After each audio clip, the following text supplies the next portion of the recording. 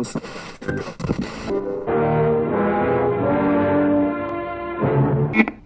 Well, first off, congratulations on being a part of another film, or I guess part of another team that created a film that's going to turn the audience into a crying mess. Well, that's our intent, but it's just great that you can create an emotional connection with the audience for sure. Yeah. Yes.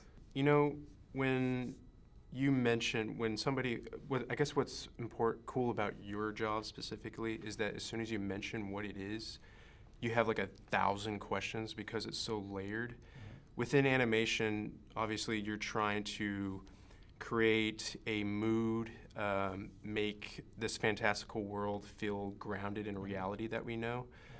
Yeah. Where do you even begin with that process of trying to casualize this fantastical world like the one that we see in Onward? That's a great question. Actually, when you're in front of a blank piece of paper and things can go in any direction, sometimes it's daunting to say, like, how do I start it? How do I tackle this issue? But for me, it's always been going back to what the story should be about. So the good thing about this movie is that the emotional core of the film was always there from the very beginning. We knew that it was about these two brothers and the relationship with their dad that they lost. So, and we knew that we had this fantasy element that was a device that they were going to use to try and bring their father back. And so just focusing on the story was an important thing, just to make decisions based on what makes sense for that story, and just doing a lot of research.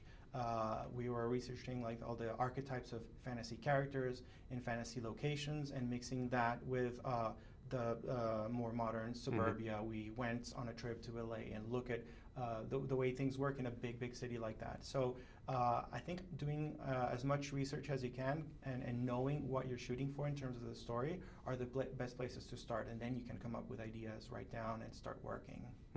What does this do to you specifically in terms of, like, what perspective does it give you on life to journey through a world of animation like this and really like break down its components and see art from different angles, because you're looking at architecture and you're visualizing it from different angles? What does that give you when you go out into the real world?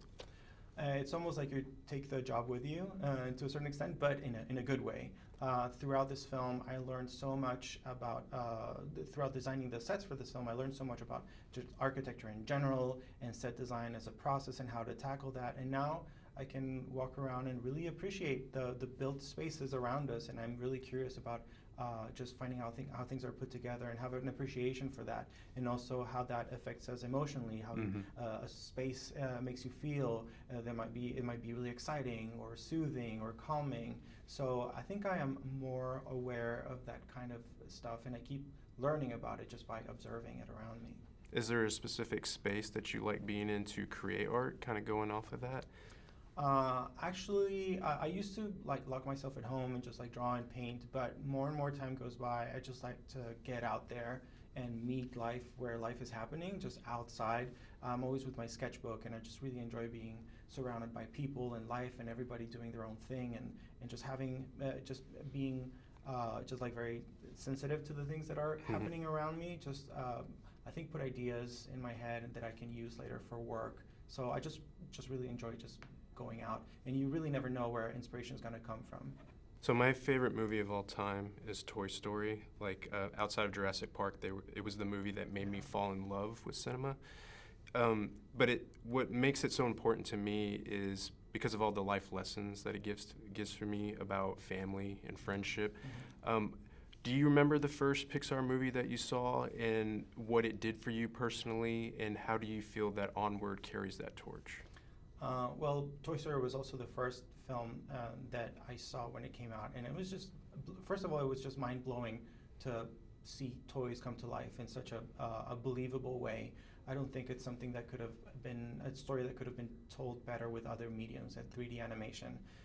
So that was really impressive. But other than that, just like the emotional part, I'm pretty sure you connected with those things as well. You can be very sophisticated with the looks of your film, but at the core, it's important like what the underlying emotional thread is. And for Toy Story, it's a story about a toy who becomes jealous, and in the process of him working through that, actually makes a really good friend. So I think I definitely That's the first one that I saw, and those are the reasons why I really enjoyed it.